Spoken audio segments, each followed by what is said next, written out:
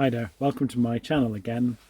My name is Sai. I'm in my motorhome called Joy, and my channel name obviously is Nugget of Wisdom. This Nugget of Wisdom, I think, is so important. And really, I'm always surprised how few people who I meet have even heard of this. If you go on the net, you'll find lots of information about what I'm going to talk to you about. So it's out there. But in the mainstream world, especially where I live in the UK, I'm just really surprised it's not. And perhaps the reason it's not is because it's very difficult to accept and very difficult to comprehend. But for me, it's probably one of the most incredible discoveries that I've ever made in my life. And so I think it's an incredible nugget of wisdom that I'm really keen to share with you. So, the I am. Who am I? Who am I? Well, it seems obvious.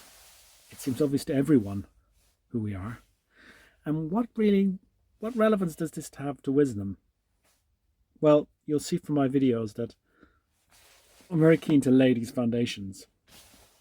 And my foundations sort of revolve around fundamental things like what is truth? What is relative truth? What is fundamental truth? Who am I? What am I? And the reason why I'm so keen to talk about these things is that if you look on the internet, every self-help organization, every video that's out there telling you how to do better, to make millions of pounds, to manifest the things, your dreams, and manifest the things you want and all that stuff, they're all very much telling you stuff. They're saying, this is what you need to do. So they're basing it on some sort of truths. And the second thing they're doing, usually saying, this is you. This is what you need to do. This is how you can change your life. And so what's interesting is to define what the you is. So when I discovered this, I found it very difficult to grasp. And I also found it almost counterintuitive. And I also was in a kind of denial about it. So that's the difficult bit. The difficult bit is you probably will not initially want to grasp this. So let me get going. So when you're born and you go through a growing up phase in your life, you develop what's called an ego self. And that ego self, I'm sure a lot of you have heard this as well. That ego self, sort of between the ages of 0 and 6, is kind of like a pre-programming. It's like a basic programming. Some people refer to it almost like an operating system. And it's really necessary because you need to be able to grow and get to a stage as a child where you can navigate the world, and you can navigate the world safely, and you can learn. So basically, initially, a lot of programming goes on. Very fundamental to that programming is going to be your parents, where you live, the people around you, if you've got brothers and sisters, any kind of traumas or things that have happened to you in that period of 0 to 6. And what happens is you develop a kind of a persona. You develop a persona. And there's a guy called Carl Jung, who's a famous psychiatrist, and he talks about the shadow. And he's very much one of the amazingly interesting people who brought all of these ideas to light. And the shadow basically is the ego, called the ego. And the ego is this self, this persona, I should say, that we all have.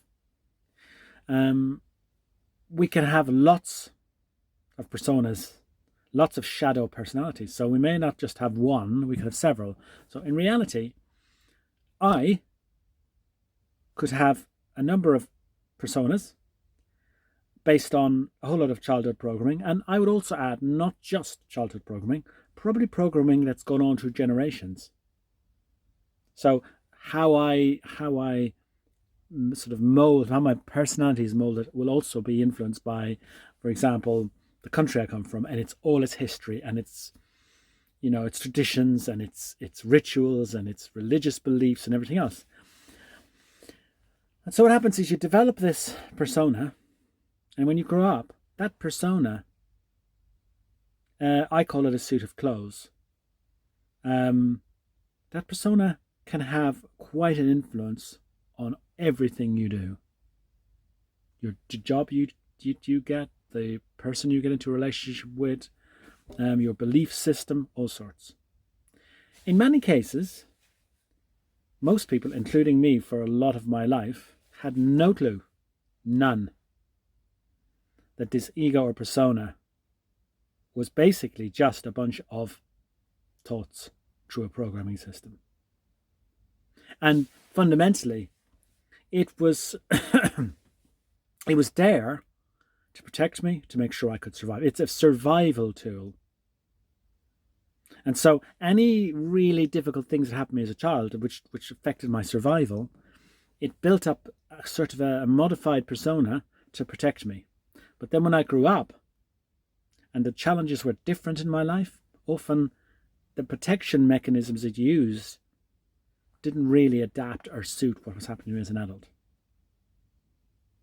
And so what's interesting is when I discovered this, I was a little bit taken back, because the first thing I was saying was, well, I know who I am. I'm Simon. I'm a man. I'm an engineer. I originally came from Ireland. I'm a father. I have children, and on and on and on. But I eventually, through reading all sorts of books, and watching all sorts of videos, once I realized that there was something to this, and it really, I became really interested in it. I started investigating and looking into it and saying, hold on, what is this all about? And so I read, there's a fantastic guy called Eckhart Tolle. And a lot of people may have heard of him, but he wrote some amazing books. He wrote a book called The Power of Now, a New Art, another book. And it's all about, really, it's a very spiritual kind of book, but a lot of it is about the ego self, and living in the now. Basically, the present and the past and the future don't exist, and all there is the now. But the ego, this ego persona,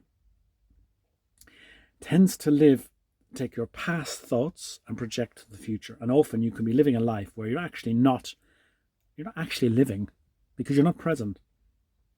You're constantly worrying and stressing about the future, and you're doing things that are based on a whole lot of stories from your past in that sort of programming phase as a child. And so, if it comes to sort of nuggets of wisdom, trying to live a peaceful, happy, creative, joyous life, it's fundamentally important that if the persona you think you are is not as it seems. And so what happened to me? Well, I got to a point where I began to accept that perhaps all the things that I thought I was were just a suit of clothes. They were just my car. The car wasn't me. I wasn't the car. I was driving the car, but the car basically was the thing I drove in. And yes, I liked my car, and it had some sort of linkage to how I felt about myself, but it wasn't me. And that probably was one of the most releasing things, like being released from a prison that you didn't even realize you were in. Because so much of our lives were focused on our persona and the sort of attachment we have to the thoughts and the experiences we had through our lives as children. And that molds you. Molds you as to how you behave with others, who you look up to, what you want out of life, what you deem to be success, how you measure success. And It's a great book, a fantastic book called Attached. I'll put a link in because there's, for Eckhart Tolle's book and this book and many others, there's simple links to take you that will take you to audiobooks free on YouTube that you can just listen to. And you can use something like this, which I think is brilliant. This is basically one of these, I think they're called bone headphones, but basically they don't stick in your ears. You can just put them on, they're Bluetooth, and, you know, if you're working, if you're washing up, if you're, you know, gardening, whatever, you can listen to these amazing books. And it's a really great way, if you've got a busy life, to listen to these books. Or you could just buy the books, like I bought a lot of them, and you can just read them. But the book Attached is a fascinating book because observations of children and behaviours of children and studies that were done with children led to this book. And this book basically created this sort of attachment style idea. So basically that we all have attachment styles: anxious, avoidant, secure. They're the three different basic types, and you can be combinations and so on. And these all come from our childhood programming, relate to the ego self, and they kind of heavily influence how we behave as adults. So once you realize it, once you realize that, you know, who you are may not, this is who I am not, may not be what you thought you were, then there's two reactions to this. One reaction is to complete denial. You know, I am a father. Well, you're also a brother. You'll also be a grandfather. You're also a son. So are you all of these? Or are you one of them? And you start doing sort of self-inquiry. There's another great process of self-inquiry, which spiritual teachers do, where they sort of get you to try and focus on, you know, where the I is within you. So, you know, discovering who you are from a point of view of saying, the I, the me that I am, where is it? And most people look through their bodies, and there's a whole sort of inquiry process, which again I will link you to some great ones. We say, you know, if I lost my arm, would I still be Simon? If I lost this arm, would I still be Simon? Lost my legs. And eventually you get to a point where most people have decided the I is somewhere in here behind the eyes.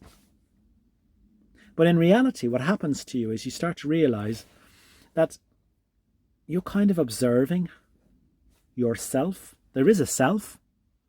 The self you develop as a child, when you decide after whatever period of weeks or months as a baby, you look in the mirror and start to realize, oh, look at me. You develop a self, but the amazing thing is, you start to realize, once you open your mind, and once you can calm your ego, you can realize that really you're observing these things. There's an observation, not you are observing, but there's an observation process going on. There's an awareness process going on. And that awareness process is you're being aware. Something is aware of all these things going on. Something is aware of you. Something is aware of me. And all the activities and things I'm doing. And so you get to a point where you start to quite easily understand what you're not. And you can start writing a list. I'm not my thoughts. I'm not fundamentally Simon. I'm not fundamentally male. I'm not fundamentally Irish. These all things have just happened. They just happened. My parents I could have been born in Australia rather than Ireland, be Australian. What is Australian? What is Irish? So all these things start to sort of break down. And you realize it's kind of paradoxical. And language is very difficult because you get to a point where you say, well, I am and I'm not. And there's nothing wrong with saying that. But fundamentally, you realize that the core you is not these things. And that, you know, when you go out into the world and you go into the restaurant or you go to the shop and somebody says, hi, you know, my name is so-and-so. And you go, well, I'm nobody.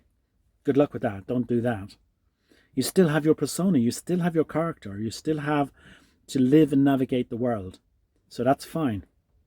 If you're a policeman, if you're a doctor, if you're a nurse, you're going to behave in certain ways because that's how you behave in your profession. But when you go home, you'll be a different kind of persona.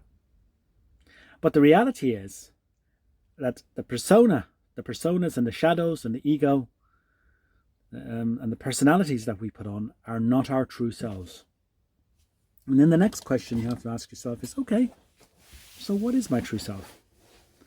And the answer to that for me is I don't know. So basically, I don't know, because it's very difficult for somebody who is in this world to be able to figure out their true self. In other words, you need somebody to be observing from a distance to tell you what you are. So, just like my previous video on fundamental truth, you get to a point where closest you can get to knowing who you are is to say, like spiritual teachers do, somebody brilliant like Rupert Spira, awareness of being aware. There's an awareness, a consciousness awareness of being aware. So when you're present and in silence, you're aware of everything. And that awareness is always there. It's always there from when you were a small child to right through your life. And so there is some, say thing, probably a wrong word, but there is something. There is something. But for us, it's very hard for us to pin down what it is. But we know that we're always looking at, we're always aware of ourselves. And so what does that mean when it comes to nuggets of wisdom? Well, what it means is, again, you can just relax and realize that all of the thoughts you have every day, your egoistic thoughts about success and failure and what I've got to do and where I've got to go and how I've got to achieve and have I done this or haven't done that, I might have made a mistake, it was right, it was wrong, I believe in this, I don't believe in that. All of those you can sort of start to observe. You can start to observe it. And who's observing it? I don't know. There's an observation process going on. So I often use my hand like this. So here's my persona. And constantly there's a stream of thoughts going through that persona. I get up in the morning, I want to do this, I want to do that, I've got to go to work, I've things I need to do, I'm a bit upset about the way somebody behaved. I look in the mirror and I think, oh my gosh, I'm beginning to look really old, or oh, I need to do this, I need to do that, what about the money I got? And all these thoughts are like a sort of a constant wave. And most people, including me in the past, are enmeshed in them. We identify. It's like the guy driving a car who has road rage, because he feels that somebody else, when they've touched his car, they've scratched or whatever, he feels it's like him. Somebody has actually scratched him. So he gets into a crazy scenario and he gets out and he's going mad. So once you're kind of enmeshed with your thoughts, you're enmeshed with ideas of the past, you're enmeshed with ideas of the future. Your mind is constantly thinking and racing. And our minds and our ego minds are constantly doing and thinking. And it's not surprising, again, if you go back to our survival instincts, one thing that makes us as human beings really, really special is that despite the fact that if we were dropped in the savannah, most animals, especially lions and tigers and other things, would eat us up in no time. We have these amazing brains. And these amazing brains have got an awareness to them. And they're able to think about strategies intellectually. They're able to think intellectually about what they need to do. So a lion has no defense against a trap that a human being has set, with some meat in there and a cage. And the lion may be strong, the human being may be weak. But basically the lion is going to be in a little bit of trouble. And that's partly why humans are so successful. Also, we live in groups. So we have relationships, and those relationships are very important to us. Being part of a group, getting the approval of others, winning the respect of others, feeling that we're contributing, feeling that we're being loved. which is very egoistic. Worry about being cast out. And so we build these personas based on all these sorts of fears and desires and survival instincts. And they create a lot of anxiety and stress in our lives. Probably one of the most stressful elements of the human existence. And especially in the modern world where we're constantly bombarded, like I said in earlier videos, we're constantly bombarded with information. We're all being asked to buy this, buy that. And a lot of these sources of information are trying to convince us of something that will stress us, will worry us, will make us feel we're not good enough. And so then we'll go out and buy things. So they tap into our sort of hunter-gatherer survival instincts, into our personas, our egos, and then they get us to go off and buy things. And so we end up in a society where our anxiety leads to poor health, poor diets, buying the wrong things, being compulsive, being obsessive, addictions, all sorts of addictions to our phones, addictions to alcohol, addictions to sugary things, addictions to whatever, just, lots of things. And so once you can get to a point where you can accept that you're not your thoughts, that there's a persona there, and that persona is just a persona. That's all. It's a suit of clothes. That's all it is. Your problem will be that the ego is very strong. And often we're so enmeshed in our egos that it's literally impossible. It's impossible to actually see what we truly are. What's worse is, who's doing the seeing? That's the other thing.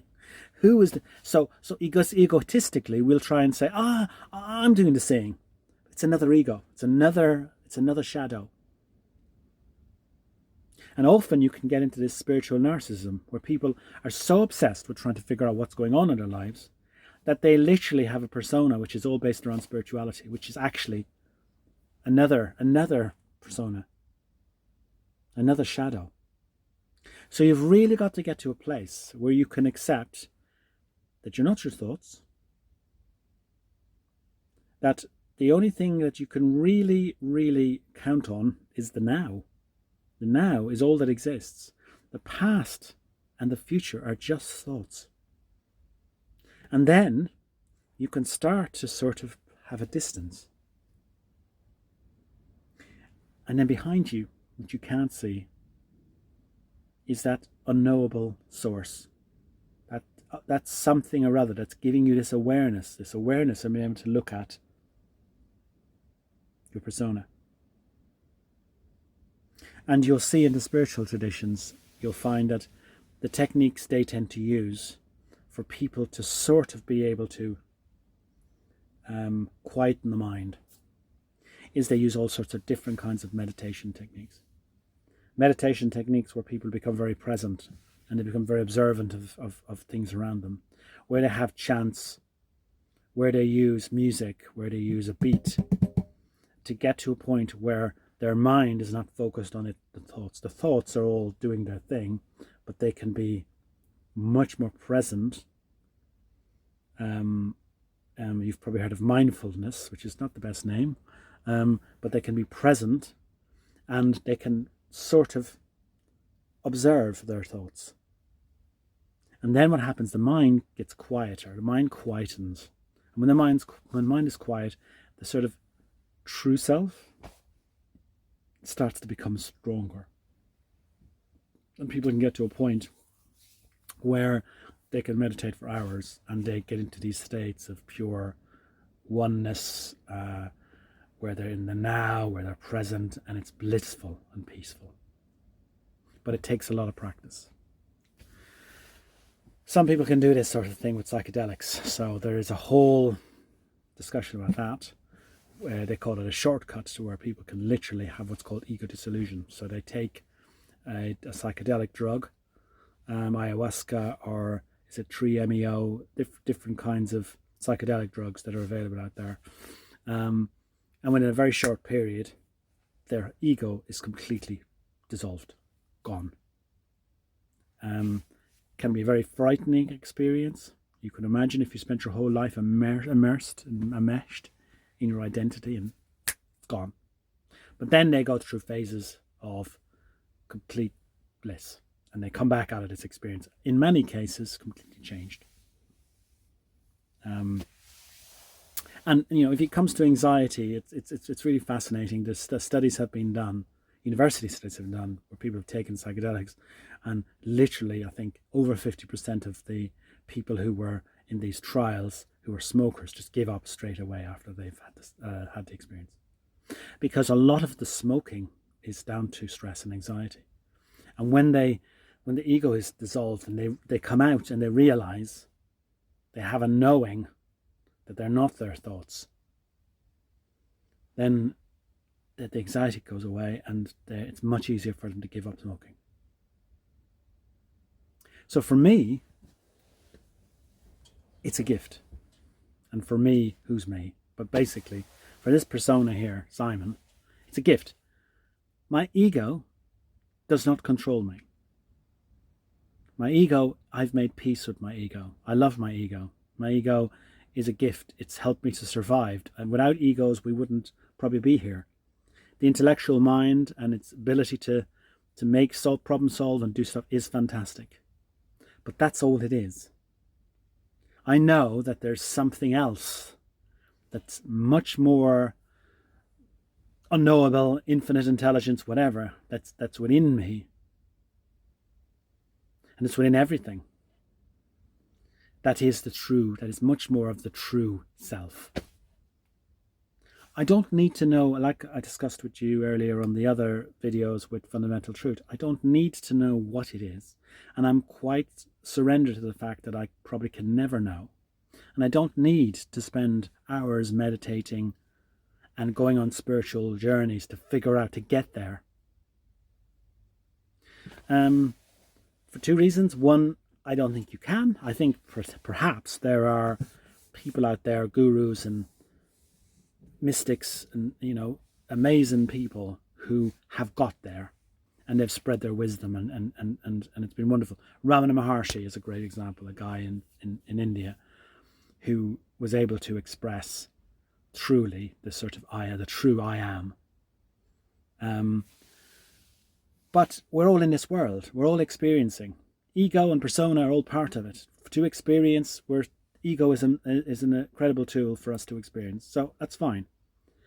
But once you have the realization that it's not the fundamental you, the mind, the body, my thoughts, past, future, my experiences, my traumas, they're all just stories. They're all part of a programming process. Then that brings you to a place where your life can be so much more peaceful and happy. And you can start to, what I call, go with the flow. You're not obsessively concerned about manipulating your past or future to try and do this or do that. You're not into doing as much. You're letting life just flow. That doesn't mean you're doing nothing. That doesn't mean you just sit there and go, okay, I don't care. But what you're not doing is pushing. You're not trying to, good example is row against the current. You're not doing that. What you're doing is you're going with the flow on the river and you're guiding yourself with the oars. You're not going to fall off. There's a rock over there. I'll move a bit. So, and then you can be much more positive about what you want to do in your life. Oh, I'd like to do this. Oh, that's interesting. I'll go and, find out about something. Instead of a sort of survival mechanism, fear-orientated, egoistic sort of mentality about everything. And you also start to learn and start to see the tricks that psychologists who have been paid by corporations and advertising agencies and news agencies and political parties, you see the tricks that are used because you see that you're tempted by these things. Your ego is tempted by these things. And so you can stop and go, oh, okay. I see that. I see that there's a desire in me to do this, but I'm not going to. I don't need to. Also, you can be happy alone. This is another very, very interesting thing. You can be peaceful and happy alone. It doesn't mean you want to be alone. But what it means is you can be alone and be peaceful, which is a fantastic, fantastic gift. Because for me and for lots of people, a big part of our anxiety, and for me in the past, was always feeling I had to be with people. I had to be part of a group, part of a tribe, making sure I was contributing, that I got friends and all this sort of stuff. For me now, none of that matters at all. And it doesn't mean that the anxiety and the stress just disappears. What it means is you're not enmeshed in the anxiety and the stress. And you can observe the anxiety and the stress like a wave. And when it comes, you just go, okay, it'll pass. And so if you do have situations in your life where you naturally have these welling up of frustration, you don't have to act on it. You can go, I can see that's happening. And then I will just calm down, be peaceful, and then weather the storm, and tomorrow I'll come down again, and it's fine. And so I will give you lots of links to people who have really got into detail with this stuff. So, listening to me and the way I'm sort of expressing this, I'm probably not the best person to do it. But there are some brilliant people out there who know exactly how to explain this whole concept. And I'll put links up for you so you can actually basically listen to them. It took me a little bit of time, as I said, to figure this one. But once I accepted it, and once I started to delve into a little bit more detail, meditate, quieten your mind and meditate. Eventually, I think it's one of the greatest gifts you can have in your life. And so the reason I did this video and why I think it's so important to sort of have a discussion about it. And of course, when we start to discuss other elements, other things, other experiences in life, the foundation is there. Because, if I'm saying to you, this is my truth and this is how you can make your life really great, well then you can go, aha, okay, I know what his perspective is on truth, and I know what his perspective is on who I am. And that, again, makes it a lot easier for us to start to basically embrace some fantastic, ideas from others that are really going to make have a positive influence on our lives. If we're enmeshed in ego, it's impossible almost to grasp some amazing tools if it's the ego it's actually looking at these tools. I talked about the spiritual narcissism. You can meditate all you want, but if it's the ego that's meditating, you're never going to be able to get to any point where you can really, experience the kinds of peace that somebody who truly understands what meditation is will do. So it's important to understand that we have these personas and these influences. So you can feel really happy if your ego is satisfied. If you've got a trauma of some sort that you've had in your life, and you go off somewhere, and that trauma is influenced by positive forces that quench a little bit of your anger and your frustration and your sadness, you'll think, yeah, this is great. It's so wonderful. But it's not great. Because what's happening is your ego, which is these trauma-based experiences, is just latching on to something. So once you can get to that point where you realize you're not your thoughts, then you can really start to understand what it's like to experience true peacefulness and true bliss. And the really interesting thing is, for me, is that I've got to a place where peacefulness for me is easy. So I can get up in the morning and I can look out the window and I'll see the sun rising and I'm just in awe. It's like, whoa, this is amazing. Wow. Looking at the moon, when you've got a full moon, and just not going, it's the moon, not looking at it from an intellectual point of view, but the experience of the world. A flower that starts to bloom. The wind, the sound of the wind. So what happens to you is all these elements and these parts of living that are very present start to become very joyous for you. And you don't really, the more complicated, egoistic things, I need to go on a holiday, I need to have this gadget or this device, they really start to they go down the pecking order with respect to the things that you feel are important in your life. And so you get to a place where you don't need much to be happy. But also, because you're looking at life in a flow state, you're also accepting and surrendering to what happens. So, as grisly as it sounds, if I get up in the morning and I go to catch the bus and I happen to basically get run over by the bus and I end up in hospital, even if I wake up in a terrible state with broken bones and fractures and God knows what, because of this understanding and knowing that's in me, I can still quite quickly get to a place where I go, okay, I've had an accident. I'm still alive. What's happened to me? What's the damage? You know, how can I make this more positive? How can I be peaceful about it? Whereas when you're enmeshed in ego, it's very difficult to do that. And the troubles and the problems that come in life, they're just there, you know. All of the experiences you have, many negative, they turn into serious suffering. Your thoughts are so enmeshed with the event that you suffer. Whereas when you can understand and have this knowing about what you're not, and you can sort of step back from all of these thoughts, well then basically you can separate from them and you can observe them. And you know, when it comes to recovery after that bus accident, you're in a great place. You're in a much more positive place.